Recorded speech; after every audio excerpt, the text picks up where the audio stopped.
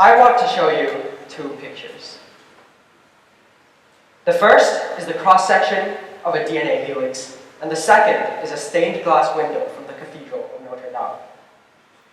We can all agree that these two pictures are quite similar, despite being from completely different origins. One is born from the scientific process, and the other is born from religion and spirituality.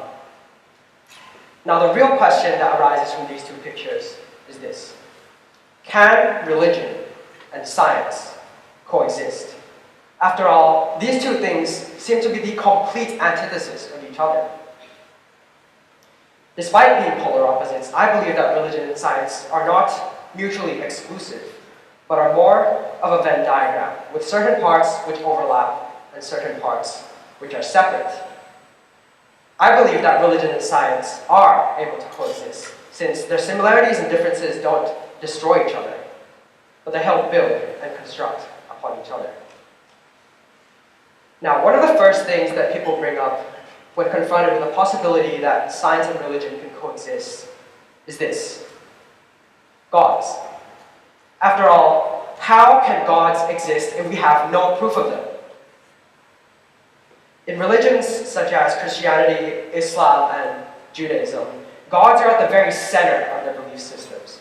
To not acknowledge that there is a logical reason for their possible existence is to completely reject the validity of these religions.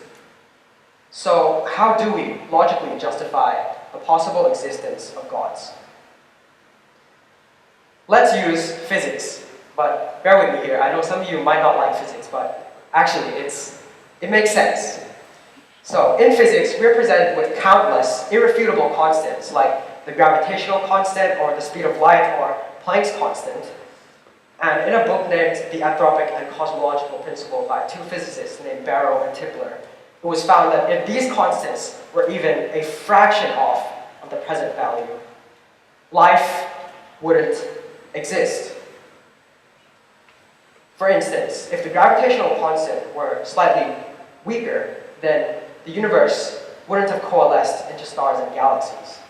But if gravity were slightly stronger, the universe would have collapsed in on itself, and the Big Bang would have been followed by a big crunch. Get this: gravity is precisely as strong as it needs to be.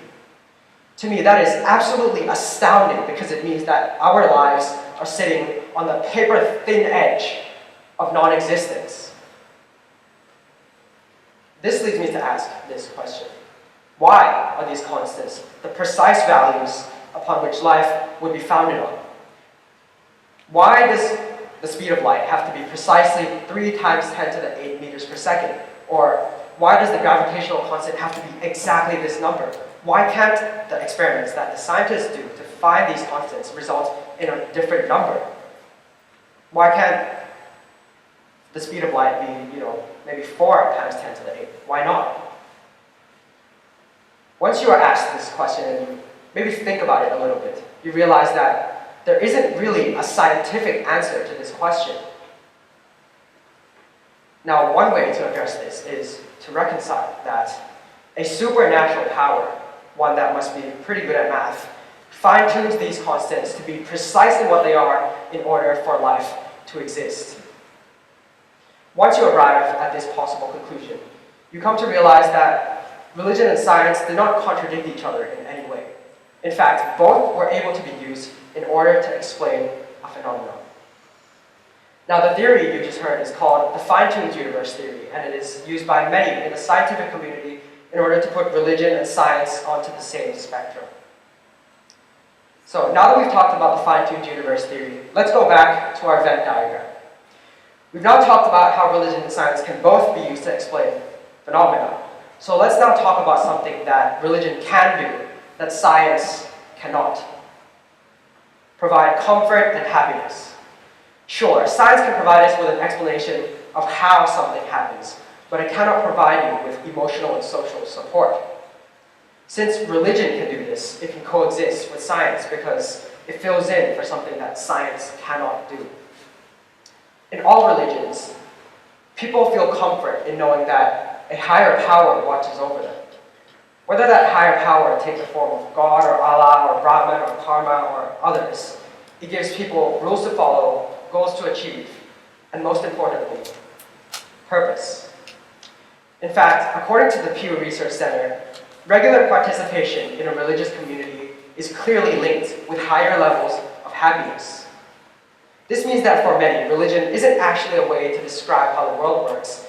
It is merely a way of life. So if science is the way in order to explain how the natural world works, and religion is a way to provide the social and emotional support, then there's no reason why these two things cannot coexist, since they fulfill different demands in our everyday lives. In conclusion, there are many ways in which religion and science can coexist.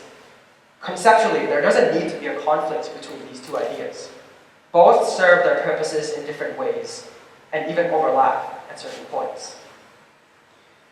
In a world where we are becoming increasingly divided in our views, I advocate for a more considerate approach to the debate between science and religion. For me, this was a difficult speech to write because it forced me to challenge my own beliefs. As someone who loves math and science, I used to be very skeptical of religion.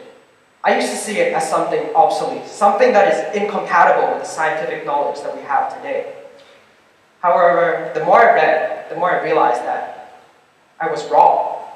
Religion and science not only can coexist, but should. I want you all to imagine this. Imagine you're facing a problem, but you don't really know how to solve it. By merging the realms of religion and science, we have a higher chance of finding our way out, since we're both able to approach the problem philosophically and spiritually, but also logically and scientifically. By merging these two realms, we put two things that are seemingly absolutely separate, but we're combining them. And by doing this, I think we're going to be able to move forward better as humans, because it allows us to be completely immersed in the human experience without getting completely lost. So, what did I learn from all of this? I learned that we're often too quick to judge the other side as irrational or stupid. But if we actually take the time to look at their arguments more carefully, we might realize that there's more in common than we thought. Just like the stained glass window and the DNA helix. Thank you.